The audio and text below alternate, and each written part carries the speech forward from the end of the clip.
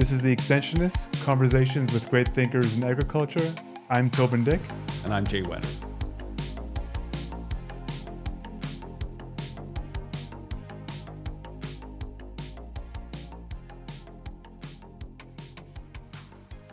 Hey, Toban. Hey, Jay. I just got back from a trip of a lifetime to Africa. Always wanted to go there. How come you didn't come with me? You didn't invite me. Oh, okay. This is getting awkward, like right off the bat. I was waiting for the invite. You kept talking about it beforehand, and I'm like, oh, it would be nice. I'm just dropping these hints. I've always wanted to go. That's been a bucket list item for me. I've been saving up. Just wanted the right person to go with. Yeah. Anyway, it was the International Federation of Agriculture Journalists, which you and I are both part of. We are. And I went to their conference, what was it, last year? 2 years ago? 2 years ago in Olds, Alberta, which was great. And I vowed to go again after that. So, yeah. And I'd never been. I've been a farm journalist for 27 years. And when you're a member of Manitoba Farm Writers, which we both are, you are automatically a member of Canadian Farm Writers and International Federation of Agriculture Journalists. So, yeah, so I've been part of this organization for my whole career, and I'd never been to one of their conferences. And it happened to be in Africa, which a place I've never been to. And you went with your son. And my older son Liam, who's 23, I said, Liam, do you want to come to Africa with me? And there's no hesitation at all. Who's also a podcaster, I should say. Yeah, he does a podcast on fishing. That's so for the audience, I don't know if Jay wants me to say this. I don't really care if he does. Just kidding. But his son, if you listen to his podcast, sounds a lot like Jay. Oh, yeah? Yeah. My wife, Jamie, we heard it right away. So we listened to it together. I'm like, whoa, that's little Jay. Anyway, I loved it. Anyway, we had a blast in Kenya. So it was a kind of a whirlwind 2 weeks from the moment we left to the moment we got back. So there's 2 full travel days in there. And then we did a little tour around Nairobi we hired a driver to take us around. And then the next day we went to Amboseli National Park, which was just kind of in the shadow of Mount Kilimanjaro. Saw a bunch of animals down there and drove around in Toyota Land Cruisers they have these tops that lift. And so you can stand up and hold on to these bars and bounce around the countryside looking at elephants and giraffes and baboons and things like that. We didn't see any cats in Amboseli, but then at the last day we went to Nairobi National Park, which was excellent. And it's right attached to the city of Nairobi. And we saw some lions while we were there. And we also saw hippos and rhinos, some more giraffes. And like by the end of it, you're like, oh, wow, a giraffe. Oh, zebras. Well, look at all those zebras. We've seen 1 million zebras already. So it's amazing the tonnage of wildlife in some of these parks. Yeah, yeah. I know I've seen some of your pictures, and they're gorgeous. And it's just, it's also fascinating. It's also fascinating that you could just, it makes sense, but that you could get used to seeing zebras, right? Like something that I've never seen before, apart from a zoo, to see. Well, and then not only, I should have added, they're in the wild. Right. So we're driving from Nairobi to the park, and there's giraffes out feeding on acacia trees, or there's an elephant, or there's zebras, or baboons and monkeys. And then Liam and I took the train from Nairobi to Mombasa, and Mombasa is a port city in Kenya. And we went and spent a couple of days on the beach and then seeing that city, which is quite different from Nairobi. Anyway, just looking out the train window, there's a bunch of elephants out there. Like the wildlife. Interestingly, we sort of on that note, we didn't see any roadkill, which was kind of amazing for all that wildlife. Yeah, for sure. I don't know whether there's some maintenance on the road to keep them from crossing. I'm not sure. You'd think that'd be an issue for sure. Anyway, it was wonderful. And the whole point of it was to hang out with 180 farm journalists from around the world. Not just journalists. Let's just say communicators, because I'd say most of them are not journalists. They work for companies or farm organizations or government. And we all gather and we get create a broader network for me, which was really fun. So my LinkedIn connections list jumped by maybe 100 people while I was there. Are you serious? I don't know. Sure. Yeah. Sure. Let's say. Because most of these people were new to me. There was 18 Canadians in total. And so I'd known most of the Canadians, but all the other people were new. So you just keep jotting down names and adding them to your LinkedIn list. It's really, really fun. And it's so if you're involved in agriculture communications or extension at all, join your local farm writers or farm communicators guild if you haven't already. And then think about going to the next IFAJ. It's in Croatia in 2026. Yeah. But another place I've never been. Yeah, I'd like to go. Yeah. I feel like the Extensionists should go. Yeah. Would you like to go to IFAJ with me next year, Toban? I thought you'd never ask.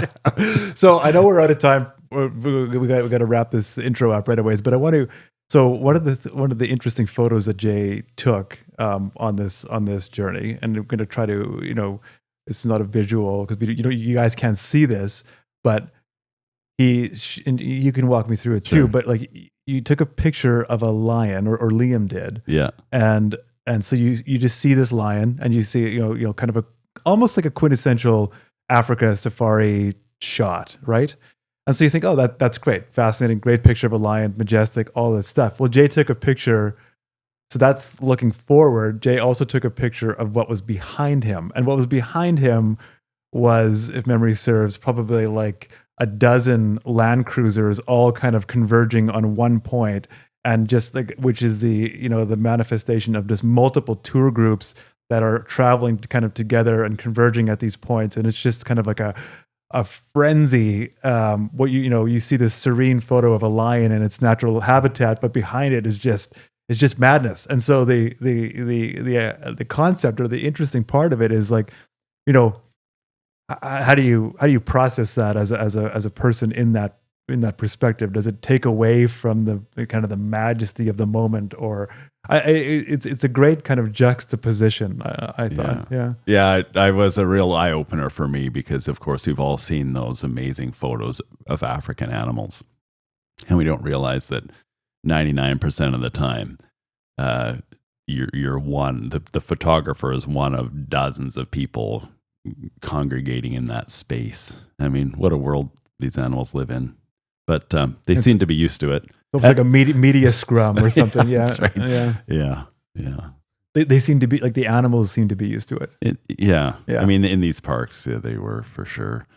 I mean, they didn't run away or anything. It's just like, oh my, here they are again, just like yesterday and the day before.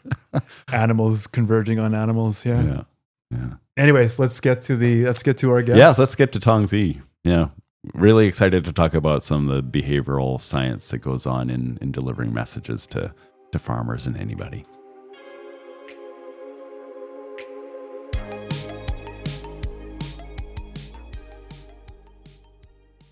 Hey there, listeners. If you're enjoying the conversations here on The Extensionists, you will probably love to get our newsletter.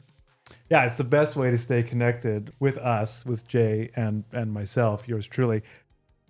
I'm excited about the newsletter, to be honest with you, because I think... Why are you excited about it? So many of our guests have... Sorry, why are you excited about it? Say that differently, Jay.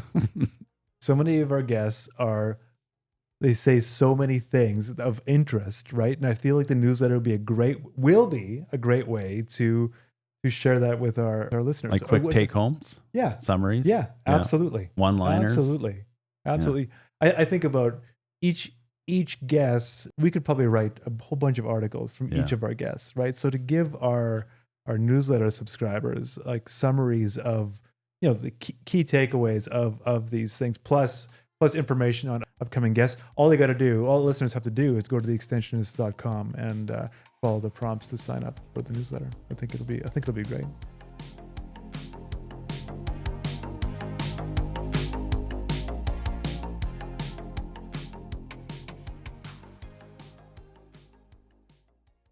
All right, our guest today is Tongzhe Li. Tongzhe is a professor and Arrell Family Chair in Behavioural and Experimental Economics at the University of Guelph. Tongzhe, hi. Hi. Did I nail that big long title? Yes, you did. Thank you. Good. Yeah, I was actually when I was reading that, I'm like, oh, I'm glad Jay is saying this because I think I would fumble, all over it. So yeah, well done, well done. Yeah, thanks. Okay, my Yeah, job is done now. You yeah, take over. that's right. And that's it for Jay, everyone. Oh yeah, awesome. Well, welcome to the podcast, Tongzhe. I'm looking forward to hearing all about this. When I read these pre notes like that Ashley prepared for us. Yeah, it's pretty exciting. There's lots of really interesting things to talk about here, including badminton, because yeah, as you I are. didn't see that coming. What do you play badminton? Well, I not currently, but I love badminton. Like, did you play badminton? Yeah, just in high school. It was fun though. Yeah. It's very, very fun. Do you still play? Yeah, I do. So I think about a year and a half ago, before I went on my research leave, yeah, I was actually assistant coach on our varsity team at the University of Guelph. So I am still playing. I'm still actively training myself as well. So I go to my coach every week if I'm in Guelph, not traveling. So that's the frequency of my training. But anyways, yeah. So long story short, I still play. I still compete from time to time. But as you can see, as an academic, that's a challenge. But Yeah, yeah, I yeah. try. Oh, that's awesome. That's very fun. Yeah, it's very enjoyable. Well, the thing is, the only thing I remember about badminton is the you can really smash that shuttlecock, and it goes fast for a little while, and then it just dies, and then it drops. Hopefully, drops nicely right into the in to get a point. But yeah, I really like being able to smash things hard. Okay, so the So next time, Next next time, time when you're in Guelph, let me know. so you're like gonna take my teeth out. so, Jay and I have this thing where I don't we probably talked about this before in a podcast. I'm not sure, but it's this thing where it's this game at arcades where you have this hanging kind of punching bag and you have to punch it and you see how you get a higher number. How hard you punch this thing. Jay punches harder than I do. Apparently, it's because he has longer arms, Yeah. and this goes back to him liking to smash things. So he got like a 900 and some, and I can only get within probably 100 points of that. So I have been like, Training. I have been training and exercising just so that the next time we come across one of these things, I'm going to be able to smash harder than Jay. So that is my goal, everybody. I'm making it very public that I want to smash harder than Jay. I doubt it's going to happen because apparently he has longer than average arms. Yeah, that's right. You can't grow your arms, no matter how much training you do. Well, I guess maybe you could just do a flexed But arm you hang. can work hard towards badminton. It doesn't Yes. require longer arms to play badminton. I like it. That was a good. I like how you brought that back. That's really good. So I can beat him at badminton. Anyways, welcome here, Tongzhe, for sure. Thank you, thank you. Tongzhe, you also said you like international travel, and Toban and I also like going various places. So what is your favorite country or favorite place you've ever been? Yeah, that's well, a lot of places have their own beauties, right? I mean, I loved UK, so we actually went to London for a conference, and I traveled to Oxford and Cambridge. I loved learning how their university system works, and I love seeing how they make, like Newton a hero, as well as this really weird random Chinese guy who wrote a poem. And they recently established this kind of like stone with his one sentence on it. Reason being, they want to attract a lot of tourists to King's College and charge them a really high entrance fee. So, that was really inspiring to me. Like as an academic myself, I always thought, if you go to Cambridge, you go to see like Newton, Turing, so on and so forth. But the most famous stone belongs to a Chinese poet. Like I don't know. That was really mind blowing. I loved that trip for education purposes. I also loved Barcelona Hmm. for their architecture. I loved Taiwan for their food. So, and I can speak their language, which is a really nice, addition Yeah. to a nice travel. So, but at the same time, if you ask me about my experience traveling internationally, it also matters who you go to see, Mm. which conference you present at, who you get to meet, what kind of experience you have in the academic world. So yeah, I mean, I loved most of my travels. I mean, I don't love all of them, to be completely honest, but yeah, but like maybe 80% of them, it's either inspiring or cozy, or you meet new people or you meet old friends. Um, yeah, all of those are enjoyable. I like that assessment because it is so true. It does depend on kind of who you go with, and there's a multitude of other factors that come into play when you think of when you assess a holiday and kind of extract value from it. When you talk about the you know enjoying or appreciating the differences in universities or in education structures. So in the UK, what were some of those notable differences? Like, I mean, you mentioned the poet, but um, you talked about different structures. What were those? So, so for example, when I went to Cambridge, I had a friend who is a professor there, who gave me a tour. So basically, I was amazed by how many like different colleges they have within the university and their history, so on and so forth.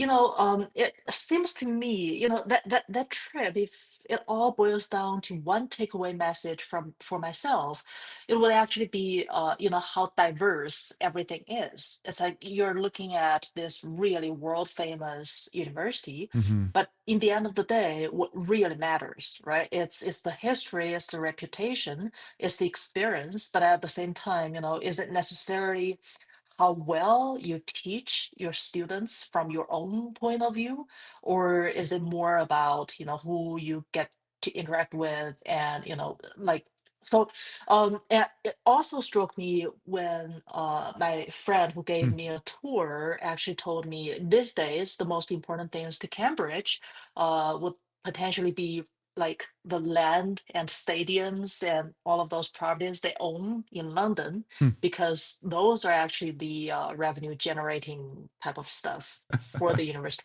I I mean, it's just like everything struck me as being a little bit different, but in the end of the day, being the same. It's, Huh. like Yeah, it's all about what matters, and there are different things that matter, and how do you actually comprehend all of those? Yeah. yeah, But the diversity was a key part of what makes Cambridge special is that they're not necessarily focused on one thing, but the diversity of the campuses, and that's the students' experience. Hmm. Would you remember the that one line from the poem from the Chinese poet? Do you remember what it was? Yes. I don't remember exactly how to say it in Chinese, let alone translating it, but it's a love poem, right? It's saying something like, I come to Cambridge and I leave Cambridge.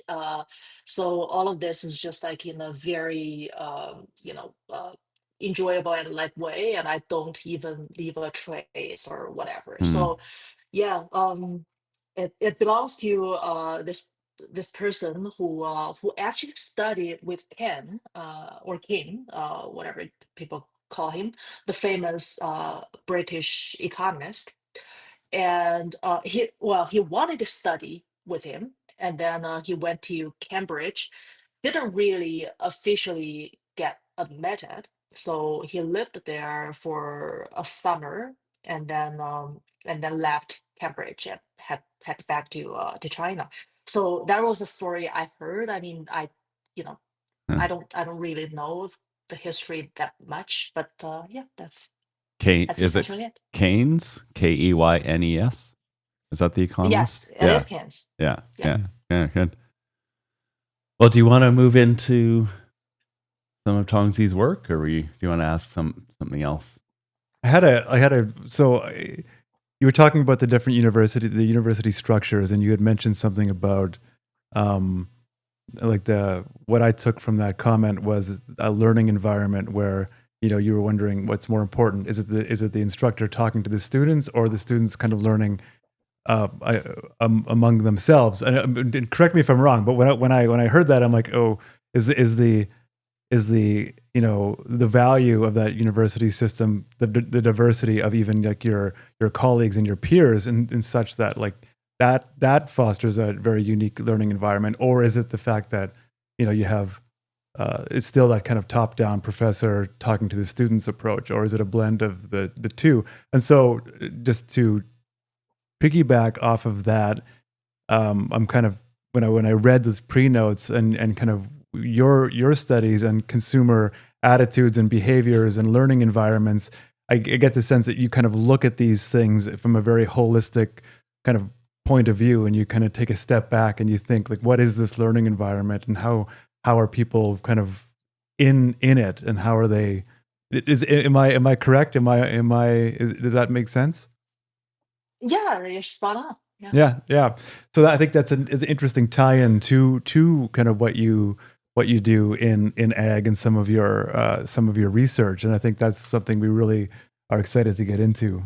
So, well, I think the first thing we need to do, Tongzhe, is we get into some of your survey work and how you design surveys, and then how you kind of force people to put their money where their mouth is, which I love. We chatted a bit about that when we saw each other in Guelph the other day.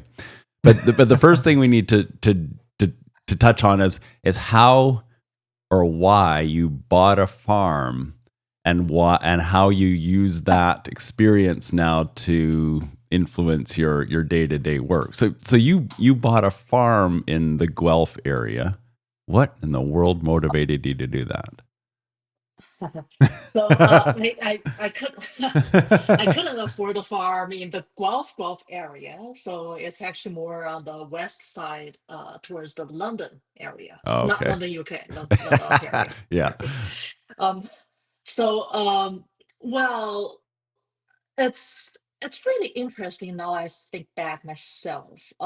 The reason being, like uh Guelph is my so this is the essentially my dream job, right? Because it's in Canada. I mean, I was born and raised in China, but I'm a Canadian citizen, and I become Canadian quite a while back. So and I did all of my postgraduate studies in the US, and I really wanted to come back to Canada. So so when I made that move, my first job in Canada was at the University of Windsor in their economics department. And so of course I wanted to move a little bit closer to Toronto due to family reasons, so on and so forth. And Guelph was this dream position for me because it's one of the best agriculture universities in the world, and I love the city. I love and it just works best for my family situation. So, but when I joined the department, I explored two avenues. So I'm a behavioral economist. That's that, right? I run experiments, and I can talk about the slight difference between an experiment and survey a little bit later. But so I'm a behavioral and experimental economist, and that's sad. But at the very beginning, I was trying to explore two avenues. One is on the consumer side, and the other is on the producer side. So this is how luck and chance in life actually can play like a huge role to set your direction. So Mm-hmm. I applied for two grants the first year. I arrived in Guelph. As a matter of fact, the first month I arrived in Guelph, I applied. I started to work on two different grants. One is to take a look at how producers' adoption behavior towards the 4R fertilizer management would work under different kinds of nudges and messaging, schemes, as well as like subsidies under different types of social network. So on and so forth. And the other grant I applied for was on the consumer side, which I had this funky idea about studying how consumers, view local beer in Ontario, Hmm. Ah. and whether or not. That's so I was like, that's right in my wheelhouse, right? I've done consumer experiments on wine. I've done so much previously when I was a postdoc on local food preferences, so on and so forth. So I thought, okay, Ontario beer, actually, I love them, especially there's this one brewery in Windsor. My former dean likes to take like us new faculty members to there, and I love their beer. So I had this kind of like intrinsic, interest to study how consumers in Ontario uh, love or hate local beer, and how tourists coming from other parts of the country as well as internationally are going to have similar or different preferences for local beer in Ontario. And I thought that's gonna help, grow the economy as well as the diversified crop rotations and so forth. But at the end of the day, long story short, I got huge support on that producer side of my application, but the grant application on the consumer side somehow was turned down because they're saying, well, beer is not a product that we want to fund or something like that. Um, so then I started to really dig into understanding agricultural producers' behavior. But as you can, like, I don't know how best to frame this, but at the same time, wouldn't it be a little bit interesting to think about a person like me who grew up in a metropolitan city, which is Hmm. Wuhan, China. Now, due to COVID, it's kind of famous. Um, like, with a 80 million population. Yeah. And I've never seen any soil when I grew up. Huh. So, like, how all of a sudden I can study agriculture producers' behavior. Hmm. So one thing led to another. There's so much support, however. So I think it warms my heart how various organizations in Canada, when they heard the behavioral side and experimental side of my work, they got super excited. They really support me. So my research projects actually kept growing because of the support from various farmer organizations and associations. And then every time when I go out and work with people, talk with people, and design experiments to understand their behavior, I'm very confident on the literature side and the behavioral side. But then, what is 4R actually going to do, right? So Hmm. when you grow cover crops, what does that like? What is the real cost? What is the real benefit? And why are some farmers hesitant? All of those I couldn't answer. That's It's a long answer, but that That's why is you bought a really farm. my exactly. And the first season when I bought a farm, I I went there, I grew a cover crop. And then I realized, oh, this is hard, right? Does it winter kill? Does it not winter kill? And like, how do you manage it? And the weeds where you like so and I grew oats the first season, and it grew so fast, and I freaked out. So all of those experiences, I think, really helped me gain perspectives in terms of how actual decisions are made on the farm. I walk on my farm and I think about everything, and I talk with my neighbors. I talk with the previous owner of the farm. We maintain really good relationships. So I learn. So that's really the answer. The short answer is I just wanted to learn how farmers are actually making decisions, because I respect all of those, and I admittedly didn't have any experience. I only had experience on the behavioral side, but like, how do you do that if you haven't experienced the behavior and decision making yourself? So Yeah. That's incredible. It, Yeah. it really is incredible because so many people like, well, I mean, I'm a farmer, and I'm kind of around a lot of the kind of discourse, a lot of the arguments about, or be like, well, yeah, that research is great, but what do they know about farming, right? And so, or things like that, these things that are easily dismissed because that person or that study doesn't take into account the realities of farming. Well, you have now, you can say, well, excuse me, I actually do farm. I have a farm, and I know what this is all about. And I think that's a really neat and commendable approach, right? Like, for sure, like identifying thanks.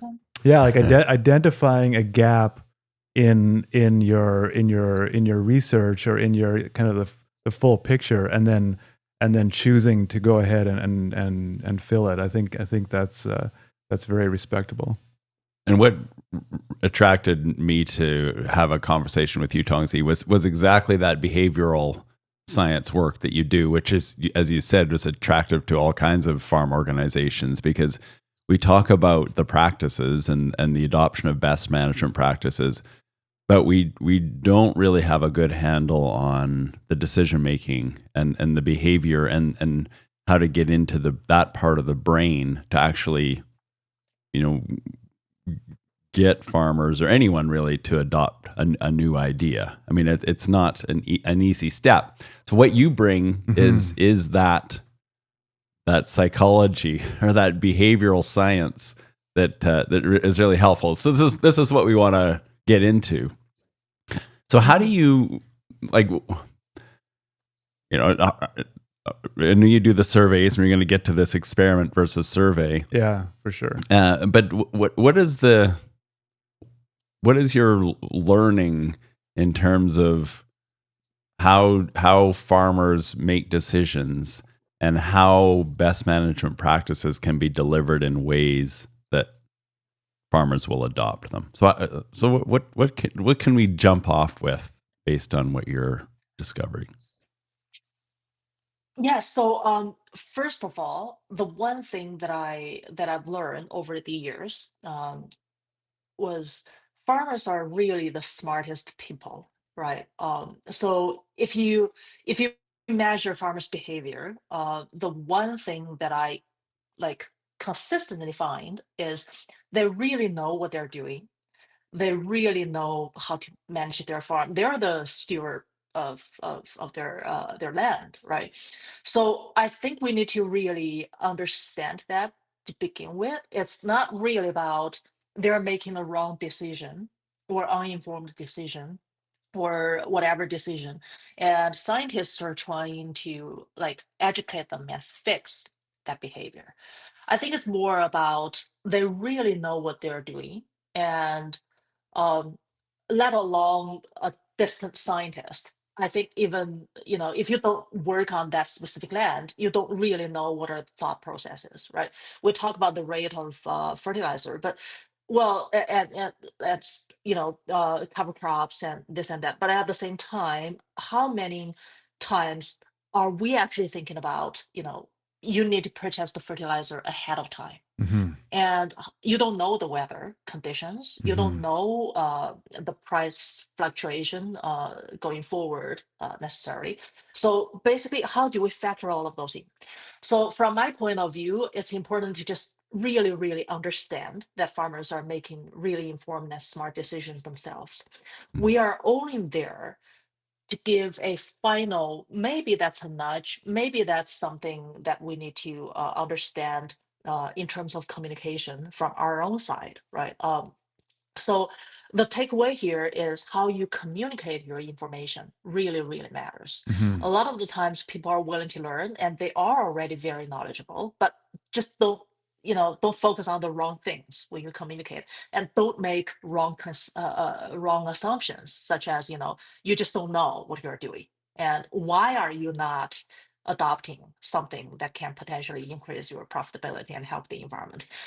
You should really think about it as, what is actually happening when people are making informed and smart decisions. Is there any misalignment of incentives? It could be, or maybe there are a lot of other things that we need to study as scientists and social scientists. And then, well, if we were going to be able to do something, how best can we do it? I think that's what my studies are focusing on. And well, you're not asking me for like a specific advice or a specific result, so that's why I was just like bouncing back Mm-hmm. the overall. Yeah, so let's ask for a specific result. Yeah. Do you have a bit of a case study of like a communication that actually led to adoption, or was a successful approach? Could you walk us through something that worked? Yeah, so I think when Jay, when you first reached out to me, you've heard of one specific study of mine, which is looking at the messengers behind a message, right? Mm. So we run this experiment at the Kansas Outdoor Farm Show and got hundreds and thousands of farmers participating with us. So what we found was so if you think about a practice or technology or a product that can be beneficial, right, such as cover crops, so on and so forth, a higher willingness to pay means that farmers are more supportive of the practice. So I'm just going to talk about in that language a little bit. What I found was when you deliver exactly the same message, which is a nudge telling your participants, okay, adopting a cover crop can potentially help you, improve your soil in the long run. Um, and then we had people sign off on that specific message, which is identical. So we got the sign off from scientists because that's where the message originated from. We had sign off from NGOs like yourself, fellow farmers also like yourself, and government agencies and a for-profit company, essentially the company who was sponsoring us Mm. by providing us the cover crop seeds we auctioned off. So what we found was when exactly the same message was delivered by scientists, farmers lowered their bid. So meaning that they showed us a lower willingness to pay uh, for the cover crop seeds. Hmm. And it was a surprise to a lot of people. And if you so the one thing about behavioral economics is you need to have some sense of humor to enjoy it. Otherwise, if you take it personally, I think a lot of scientists were like, oh, what does this mean? Farmers don't like scientists. I was like, don't take it personally, right? That might Yeah. be true. I mean, I don't know. But at the same time, I think the one thing that so Ontario Soil Network, which was the NGO who collaborated with us on this project, really found the humor out of it. And their CEO were actually telling me, a lot of farmers actually came to her after that experience because we paid farmers to participate, and it's a really short and fun game to run from their Yeah. point of view. They told her, I really don't know what this person is trying to get out of this study, right? Because a typical survey, you ask people to rank your preference for different practices. In this case, if you ask farmers to rank the messengers, they could potentially let you know what they emotionally feel like, what they want you to think of. But in a case of an experiment that like the one that I run, each farmer only saw one messenger. Mhm. So they did not rank anybody. Ah, Instead, collectively, they showed us a trend. right. Whoever got to see scientists as a messenger lowered their bid. So so that was the one example that I wanted to give because that's fun, and I think it's easier to understand than some of my other studies. But of course, there are also a lot of other experiments that run at various places that can be fun to talk about if we have time. But Tongzhe, so I'm going to paint this scene Mhm. again. So you're at the Outdoor Farm Show in Woodstock, Ontario. You're talking to hundreds or thousands of farmers. You've got people who are saying that they're scientists, or they're saying that they're NGOs, or they're saying that they're farmers, or they're saying that they're representing the company that is selling this cover crop seed. And so it's like you said, the people don't know what this survey is all about because it doesn't seem like the typical survey. But what you're getting at is some so the actions that come out of this interaction. So you want people to hear a message about cover crop seed, and at the end of the message, you want the farmers you're interviewing to actually bid on the seed. So, which I think is really interesting because a lot of surveys they don't include that actual action at the end. we're asking people to talk about their behaviors, and they say, "Oh yeah, I always want to buy. I'm really into cover crops. Yeah, for sure. I mean, who isn't?" And then, but at the end of it, they actually don't do. They won't do anything about cover crops. But so the end of your survey actually is okay. Now that you've told me that you like cover crops, how much are you going to pay for this bag of cover crop seed? So this is the scenario. So we'll dig into more about who delivers the message, because this is a key part of your research, is that it matters who says it. But I want Toban to jump in here. What were you thinking? I've lost my train of thought, actually. But I'm curious. I think where Jay's leading is, of course, that scene is very interesting. So I think baked into this, correct me if I'm wrong, is that whole experiment versus survey thing. What would you say? What you ran is an experiment, not a survey? Is that right? And so what are the key differences between an experiment and a survey? So, from my point of view, an experiment, as an economist, right? An experiment would be a study that measures people's actual behavior, and randomization is key Mm. because if you think about any experiment, right? If you don't have a control, then you can't really identify what is the treatment effect. And so it is the difference between different kinds of scenarios or strategies or mechanisms that interest me, as well as the measuring the real behavior part is very important.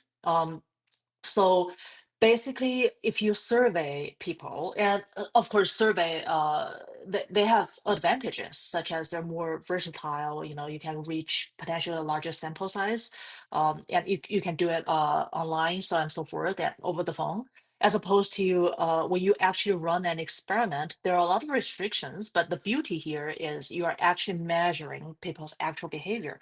So back to painting the scene, Mm-hmm. essentially what we did was towards the end, farmers actually bid on cover crop seeds, and they actually got to pay and get those cover crop seeds. It's an experiment, so it's only 1 acre of seeds in that study. Mm-hmm. But the farmers who are winning actually got this subsidy. Because without getting lost in the weeds. So basically, we typically in this type of experiments, we want to hear from farmers very genuinely, and we give them subsidies on different practices and technologies.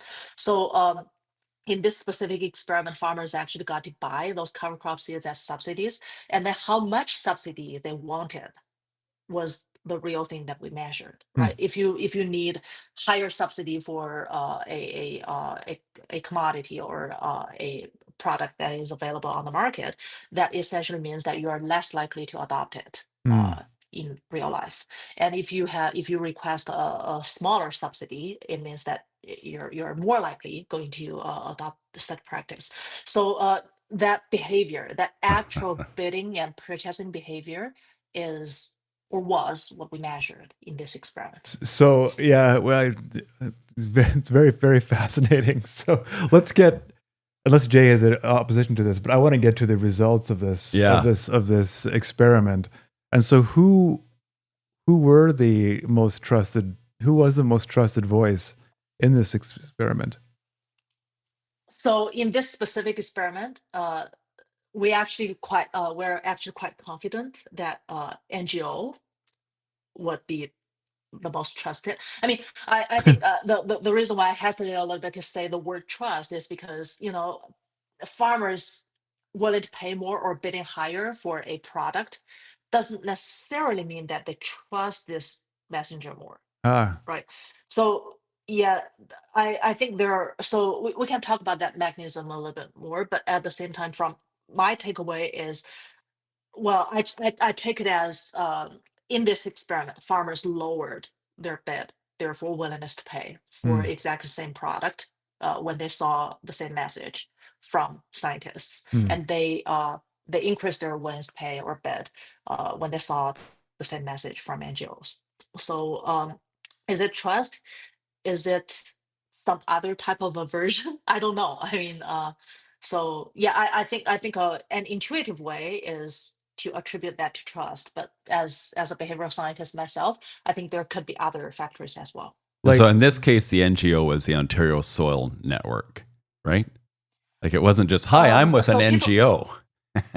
It was a specific one. It's the latter, because reason being, well, so there are different ways to design an experiment. If you have a specific voice behind it, such as, I am Ontario Soil Network, or I am Ecological Farmer Association, I am DFO. So all of those can further influence farmers' decisions, and Sure. you wouldn't know which part of it, right? Maybe it's just like at the farm show, people like farmers are more likely to love this one certain organization or the Right. other way around. Right. So Yeah. we don't know. That's why, so there it is a trade-off. And scientists, right? I think, is it a university scientist? Is it a government scientist? Is it an independent scientist?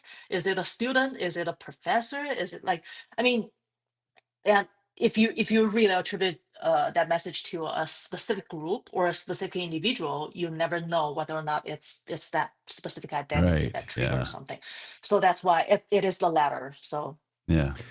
I'm just thinking like we can't be NGOs, like generic. Ducks Unlimited versus Nature United versus Keystone Agricultural Producers in Manitoba. You could consider them all to be NGOs, but they might each have different connections with farmers. Mhm. Yeah. But it does matter who says it. I mean, that's the key result, is that when you're delivering a message, the medium, I guess not the medium, the person or the organization does matter a lot.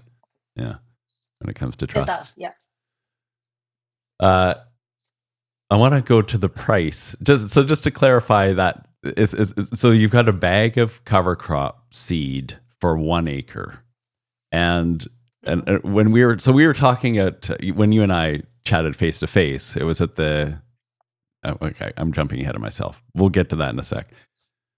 But you said in some cases farmers would actually pay for the seed, and in other cases they want a subsidy, and they'll say, I'll buy it if you give me $10 off. I'll buy it if you give me $20 off. I'll buy it if you give me $50 off. So it's a wide range. So the people who are actually willing to pay real money for this bag of cover crop seed are the people who are more likely to actually be interested in cover crops. And the bigger the subsidy, the less interest there is. Is that how we're interpreting that result? So yes and no. I think this is great. You're taking away some message from me at Just the not the right in-person one. meeting, but it's not the same project.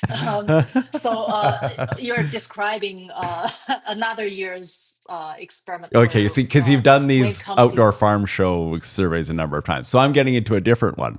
Okay, well, that's yeah. should we go down that path? Do you want to describe Yeah, what I've sure. I just? mean, Okay. yeah, just to clarify, like on this messenger type. So for cover crops, is because it's a very clear, product. Therefore, I only ask people how much they're willing to pay. So a Mhm. higher willingness to pay, higher bet means they like it better, or in that case. So in another year's project, which is very interesting. So when it comes to like soil tests, right? That's less tangible because it's a test and you need to like collect your soil and ship it to a lab, so on and so forth. That's why um, so soils at Guelph actually have been giving out soil tests for free for the past few years, and the participation rate was kind of low. They wanted to figure out why. So I collaborated with them and went to this fun, case, and attracted farmers, like 1,000 of them. And I asked some of them, how much are you willing to pay for a soil test?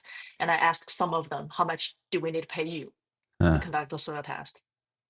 And if you just like simplify all of this, right? Let's say 1,000 farmers, 500 in one treatment group, 500 in another one.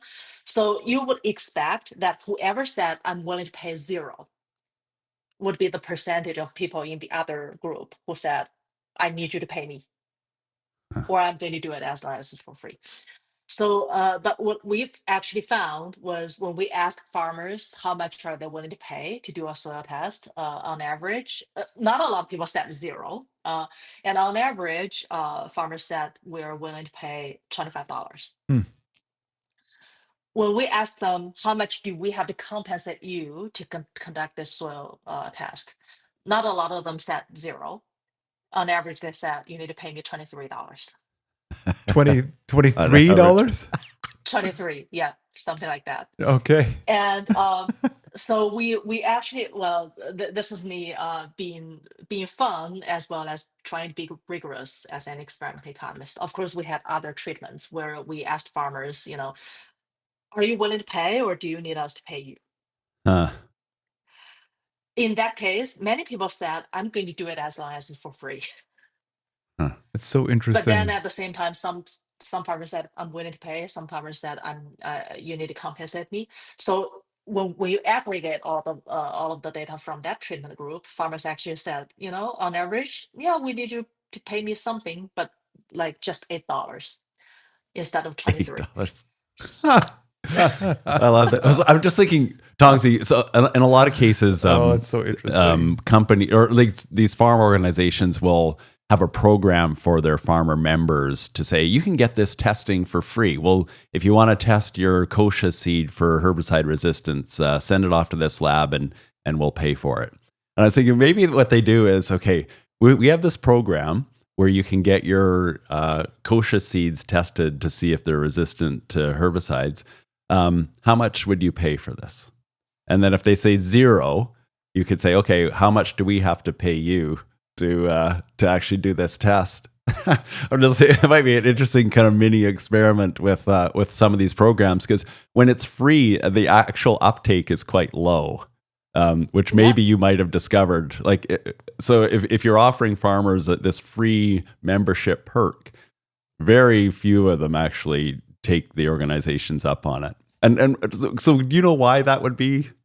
Well, what's interesting is this whole concept of value, right? Yeah. And I think my take is people want to attribute value to things, right? So to say nothing, If it's free, is just to say it's not valuable, right? So if you're asking them what you should pay them, they don't want to say nothing because they're attributing value to what you're talking about. So they give you a low amount, or whatever it is. If they pay you or you pay them, it's this value attribution, which is an interesting concept. And then with the question of should I pay you or should you pay me, it's like this.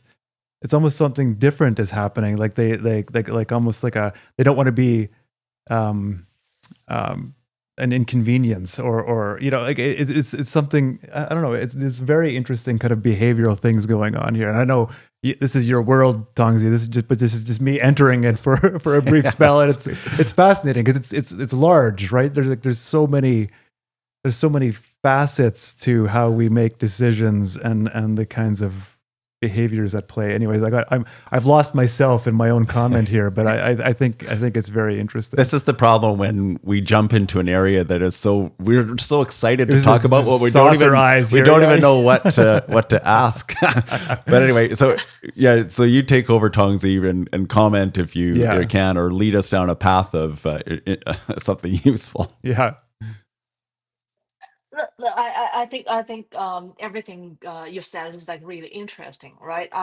You're not summarizing them in an academic term, which I can help out a little bit there.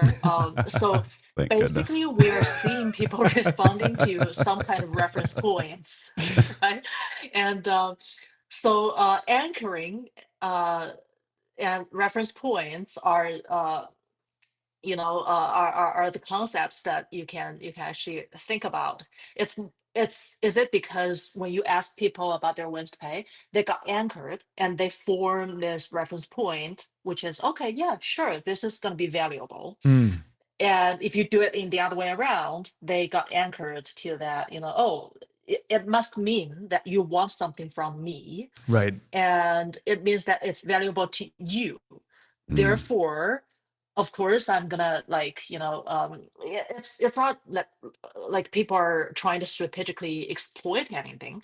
It's more about you put an anchor in my mind, and the valuation of the same product would be anchored subjectively Hmm. to that reference point.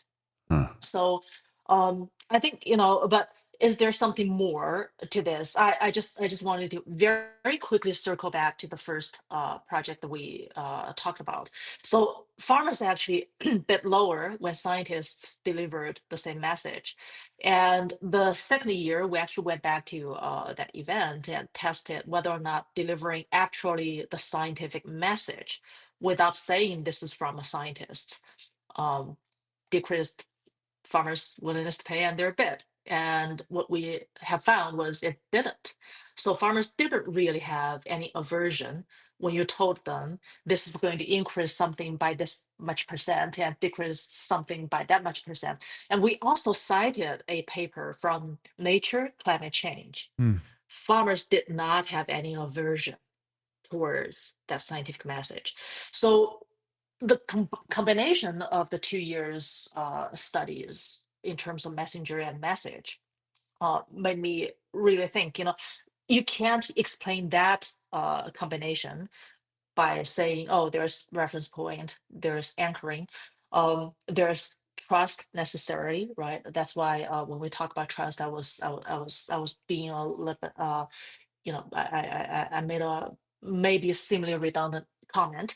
So so that's why I think from my point of view, there are two things that are really important going forward. One is to replicate, what happened in Ontario does not necessarily mean that it's going to happen everywhere in the world.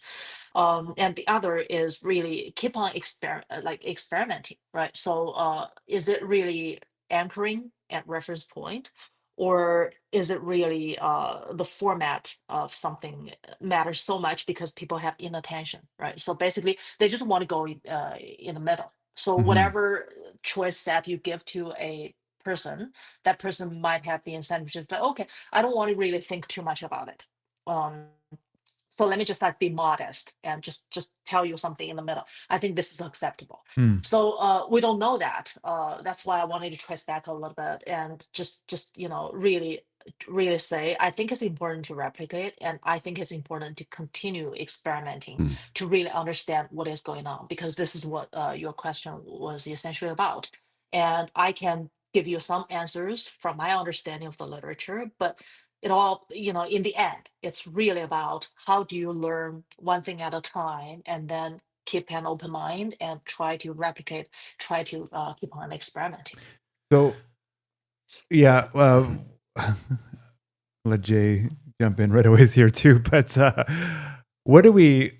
I'm going to take this away here from this into a real practical kind of what do we do with this information? So this is very interesting survey, very interesting experiments. In the extension world, like Jay and I, this podcast, kind of lots that we do is very anchored on how do we better extend information to farmers or the intended audiences, and this kind of stuff, the kind of research you're doing is very, very interesting, and I think key to doing that better.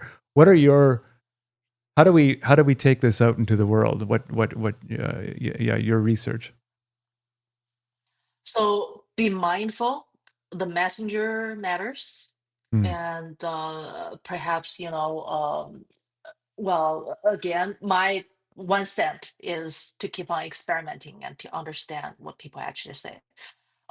Well, so the other takeaway would be, farmers are really making decisions that are smart, Hmm. and be mindful of, when you do extension or when we do outreach, respect that and really try to see whether or not there's small things you can help change. Maybe there is information gap, and what is that gap again? Is potentially case to case, and really keep on listening, keep on Hmm. experimenting. And another quick thing is do not be wishful, right? A lot of the times, what I found was when you, so there's a term called information overload. But again, what Hmm. does that even mean? From my experience and my experimentation, what we found was when you tell farmers in a wishful thinking way that this practice or technology is not only good for your farm and your soil, but also very good for the environment, it's not necessarily going to result in a favorable response. First of all, maybe they're going to think, okay, why do you have to politicize this? Mm. Um, or, are you trying to persuade me to do something for the environment? And then maybe you lose your credibility in terms of how beneficial this actually is on your own farm. Um, I don't know. Again, I did not examine those mechanisms yet with my existing experiment, but my existing experiments actually, I have relatively high confidence that if you think more is better when you do extension and outreach, that is wishful thinking. Because a lot of the times, focusing on one message and really gain trust on that message. Now we are talking about trust, gaining trust and credibility and attention towards that one message that really matters is, from my experiment again, likely going to result in a much more favorable response compared to trying to persuade people of not only but also. Hmm. Yeah, I like that. I like that wishful thinking uh, language. That's good. I've never thought of it that way, but that's But a not doing wishful, not be wishful. well, no, that's right. So Yeah. like that in relation to that kind of cognitive overload, Yeah. concept, and Tong, I like that. Yeah. Tongzhe, you and I met, speaking of wishful thinking, through this Canadian N2O network. And it's a program to reduce nitrous oxide emissions from fertilizer use primarily. And they've got a whole bunch of money from NSERC to run this program. And you are part of this. So getting at that behavior, like, and how do you frame a message to farmers that results in nitrous oxide emissions reduction, which has a greater public good, but maybe farmers don't quite understand why this is important, and kind of running the numbers. Going back to this wishful thinking, like the wish is that farmers will take on practices that reduce nitrous oxide emissions, and we're hoping to frame it as maybe this particular benefit doesn't mean much to the farm economically, but there's perhaps spin-off benefits in that if you're reducing nitrous oxide emissions, you're also reducing all of your nitrogen losses from fertilizer, and it should improve the economics of your nitrogen. I mean, there's a lot of wishful thinking baked into that. And I really appreciate that this network brought you in to the fold to help, just make sense of how to reach farmers with this message. So can you just quickly summarize why you're involved in CAN N2O Net and what you bring to the table in terms of messaging to farmers? Yes, thanks for your summary, right? I think I should borrow what you said. So it is warning people against wishful thinking in a sense. Uh, and I was brought in to this large and collaborative research project for my behavioral science background. And so the lead PI, Claudia Wether, is interested in studying how to make a real change in people's behavior and decision making. So she sees the value of running behavioral experiments, so on and so forth. And the other thing so when I first met Claudia, I was giving her a pitch because I was um, this brand new assistant professor coming to the University of Guelph, and with her help, I got my first grant to study the adoption of 4R.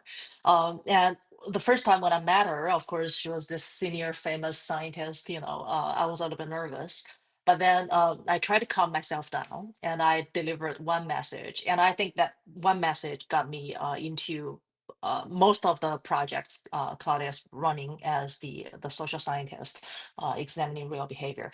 So I was basically pitching for, if you have a range of behavioral changes on the table and you're trying to do one thing at a time, you really have to rank those behavioral changes Mm. um, in terms of, does this behavioral change benefit the decision maker themselves? If you check that box, it is actually a low hanging fruit. And then you don't really have to say too much about, look, this is the human nature, Mm. coupling, and then this is why things are happening. Keep it simple. But Mm. then when it comes to like a more complicated case where you have to think about, oh, this is not essentially going to help you as an individual per se, but it is going to have a public, good aspect, then that's where the behavioral mechanism really, really matters. So how do you do that?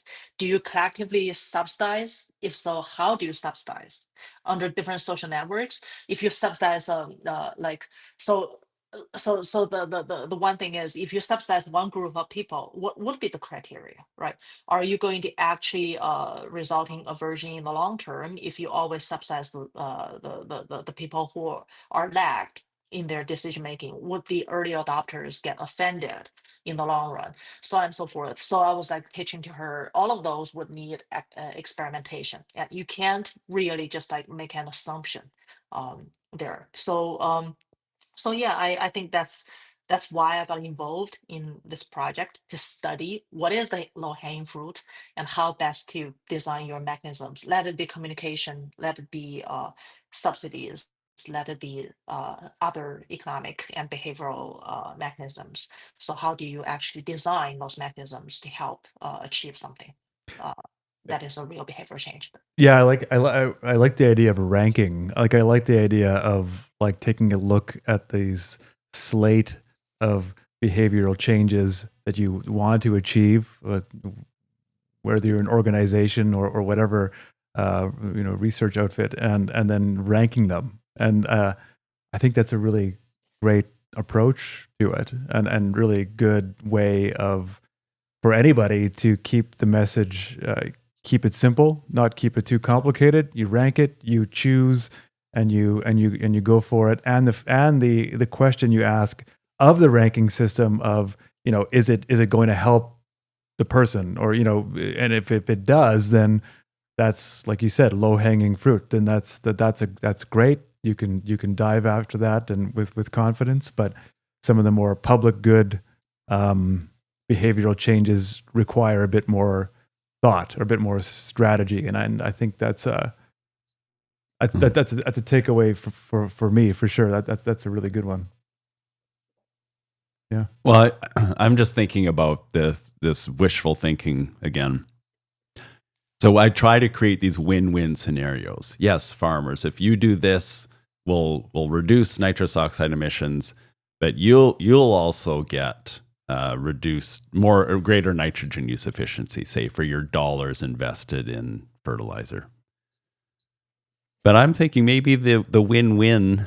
Let's just be frank. Okay, we're doing this because there's a greater good. There's a greater need to reduce our emissions. This is why we're doing this. These are the practices that will achieve this.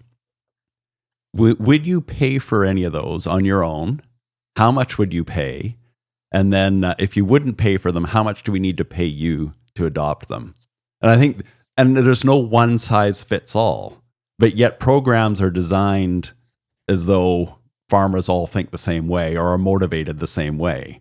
But it's almost like we need, if that's the objective, reduce emissions, some farmers we might have to pay. Some farmers might end up paying for these practices. And I just think, is it possible? And I think what you're showing is that it's desirable to create programs specific to individual farmers. But then again, is it practical or possible to go that route? So I would be very cautious saying that because farmers have heterogeneous willingness to pay and preferences and intrinsic values, we want to design our subsidy system or our any system to just reflect that, because there's also this equity issue, right? So, for example, if a certain group of farmers are always willing to contribute to the common public good, and they show you that, okay, I'm willing to pay for this product that can help reduce emission, then if the takeaway is, okay, now we understand that, so let's go to another group, right, and see whether or not they need more or less subsidy. So I don't think we can run our system like this, Yeah. because again, Yeah. there's equity issue, right? We can't just like rely on the farmers who are already having an intrinsic valuation towards the environment to just do things for free or give them less subsidy. I think, the real purpose of running this type of experiments and understanding the decision making is to understand the nature of the heterogeneity and see whether or not, first of all, with minimum intervention, we can really understand and see whether or not there's just the information gap to bridge that. And if farmers do have very heterogeneous desire and need to make something happen, then that's a different story. But then, again, without any really firm results, you can't really reach that conclusion. So the takeaway here, from my point of view, is I never design my experiment trying to understand the differences among farmers, so I design things differently for them. It's really about figuring out what is their evaluation, under what kind of scenarios are people going to be more different or less different, and then we study things in a way, how do we design our programs in an equitable way to really, if people really really need it, how do we design it to help this group. But at the same time, we need to really be mindful of people who are already intrinsically interested in helping, or here and there. Right. So I hope that yeah, I think this comment is very very important. I Yeah. like that. I like that better, and that the equity versus different subsidies or different prices for different people. I prefer the equity angle, so I'm glad you set that straight. And then we're kind of at the end of our time, Tongzhe, and I really appreciate that. But just to go back to one of the things Toban asked you is, when you agreed to join us for this podcast, what were you hoping to get across or share? Was there a real key point that you think our listeners would appreciate? So that's a good question. I don't even know who would be your listeners in general, right? Would be farmers, NGOs, people who are interested in extension, researchers. There you go. Yep. That's You it. nailed it. You got it. So Friends and family too. They also listen. Yeah. Yeah. I see. Yeah. So, so first of all, a huge thank you for inviting me. And well, I think the one message I really want to deliver is, we really need to open our minds and understand that people are different, but it doesn't mean that we need to treat people differently. We need to understand the differences, and we need to understand the reality for us to better, understand how we can help, right? In general. So the one key point is, again, as an experimental economist, I'm always calling for more experimentation to understand the reality, and to see, even if we can only scratch the surface once at a time, how do we, experiment and listen to people, and really understand them, to like try not to scratch the surface in the wrong way, at least. Mm-hmm. So, yeah. So what is there an experiment that's kind of sitting in your brain that you want to do but you haven't done yet that you can talk about here? Yeah, I'm always curious about whether or not large scale farms are going to respond to different mechanisms and treatments in similar or different ways compared to Hmm. small farms. And I think that is very important, right? Well, inside all of that scheme, I'm interested in, how big farms are going to respond to different messages, as well as, so if you think about a social network, Hmm. when small farms see their neighbors getting subsidy from my previous work, they actually there would be some aversion, like why did that person get subsidy and I didn't? So should I not care about this? Would that happen when we move from a environment such as Ontario to the prairies? Would that still be the case when the social network is potentially because farms are much larger there? Hmm. Would that social network effect be similar or different in the prairies with larger scale farms? Hmm. Would be something that I'm interested in studying as well. So and again, I love to be fun. So basically, anything anything any good idea that you think would be fun, you can always feel free to reach out to me. Oh, good. I'm Yeah. talking to you and the audience as Yep. well. Always feel free to reach out to me, and I will see if there is any way to get this examined within necessary resource and everything. But yeah, so I hope that answers It your does, question. for sure, for sure. Keep surveys fun. Yeah, yeah. I mean, I could ask a million more questions, but our Yeah. producer is telling us we're out of time, so we have to wrap up, sadly. Well, Tongzhe, it was a real pleasure. Thank you so much.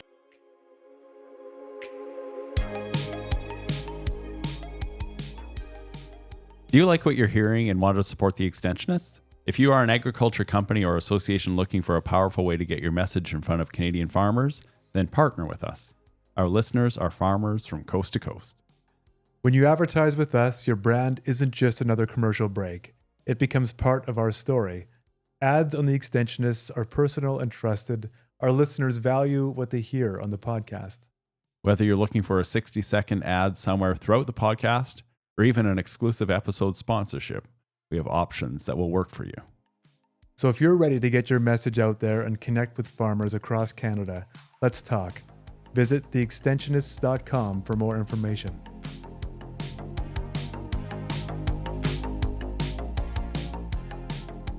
Well, Toban, I don't know. My brain is a bit scrambled after that because Tongzhe introduced so many new concepts. How is your brain? Yeah, not scrambled at all. No? So clear. So clear and just razor sharp. No, like that whole world of like behavioral,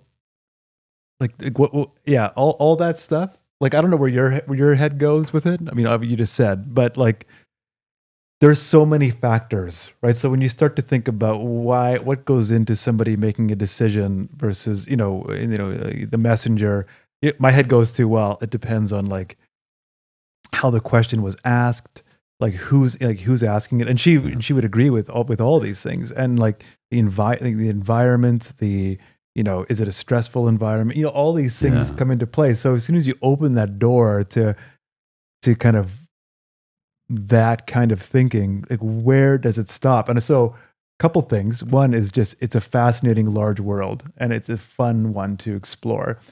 Two, it's always very inspiring and it's amazing to me that somebody like Tongzhe can actually focus on one element and just ride that one experiment through to a conclusion. Like I think I would make it too big right away. Yeah. I was just thinking of surveys.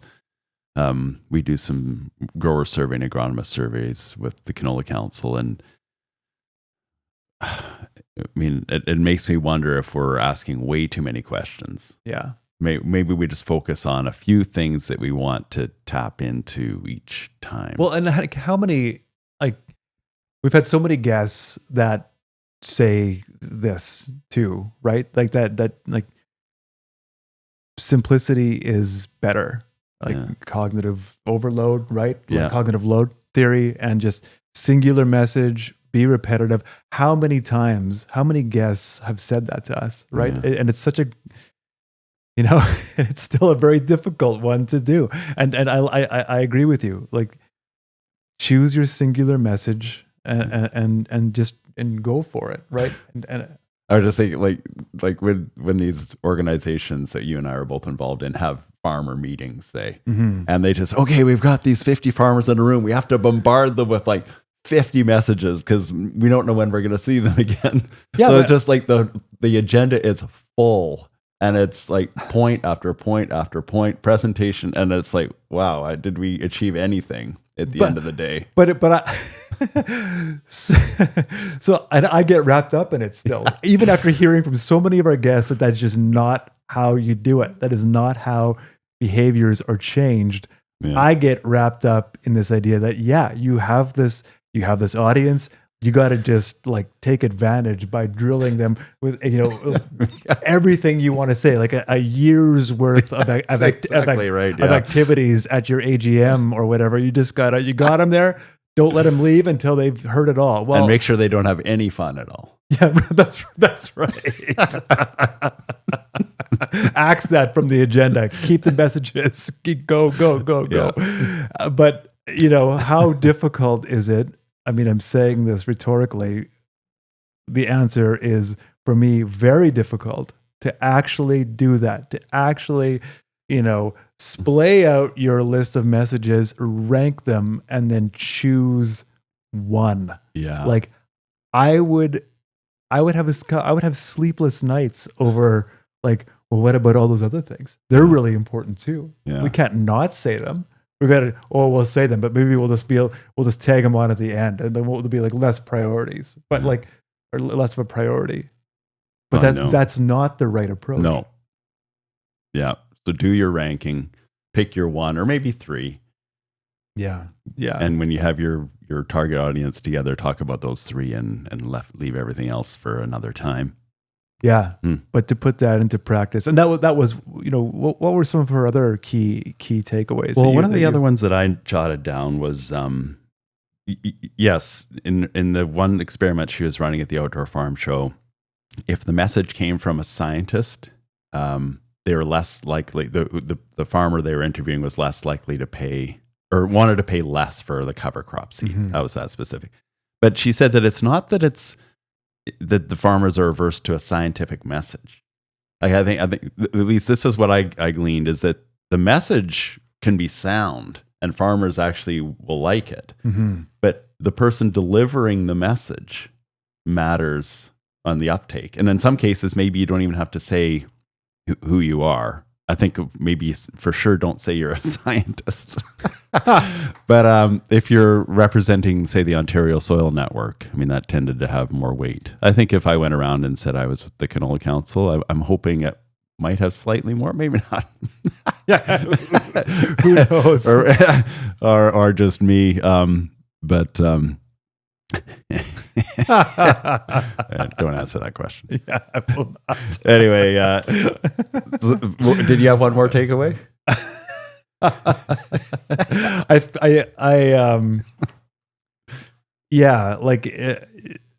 But more so just I find her and what she does and that whole discipline incredibly interesting. Like, that there's this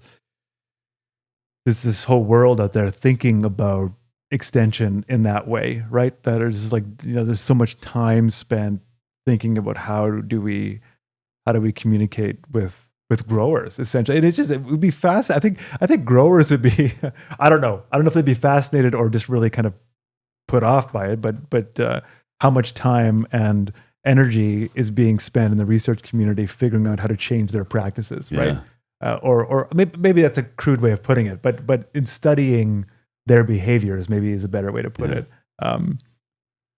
is fascinating because you have this like any field, you have a spectrum of people, right? You have some pretty simple, not simple people. That is 100% not what I'm trying to say. But people who are less likely to kind of get lost in the world of ideas, and you have then the other side of it, who are people who are just meandering souls, like you have anywhere in any discipline in the world, who are just willing to explore different things. And so you have that spectrum, and you think like, yeah, there's a whole body of work of researchers studying your behaviors. And this is why we do the podcast, is so hopefully, these complicated conversations with people like Tongzhe, and speaking of meandering souls, I think we meandered around it. Oh yeah, quite effectively. Yeah, I'm just calling myself out. I'm one of them. But like yeah, we really wandered through that whole field without any sort of aim or purpose, I feel like sometimes. But I think there were a few snippets that came out of that would be really useful for people who are in extension. I think though, like in a real practical sense, like there is a strong need, and this is a bit, this is getting to be like a little bit navel gazing, but like you have so many institutions studying this, and there seems to be like the need to kind of get that out there, right? Like get it out of the institutions into the world a bit more.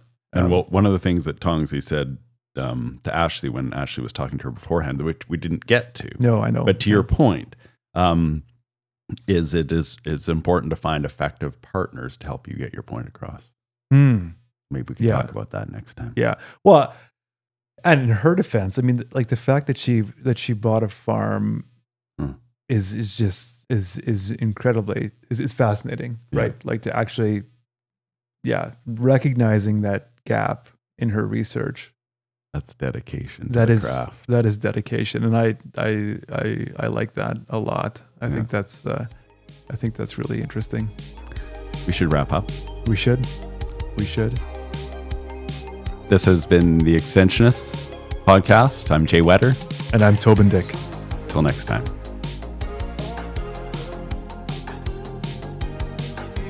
This has been a Burr Forest Group production. We also want to thank the people working behind the scenes to make this podcast happen. Abby Wall is our producer and editor. Ashley Robinson is our coordinator. And Michelle Holden is our designer.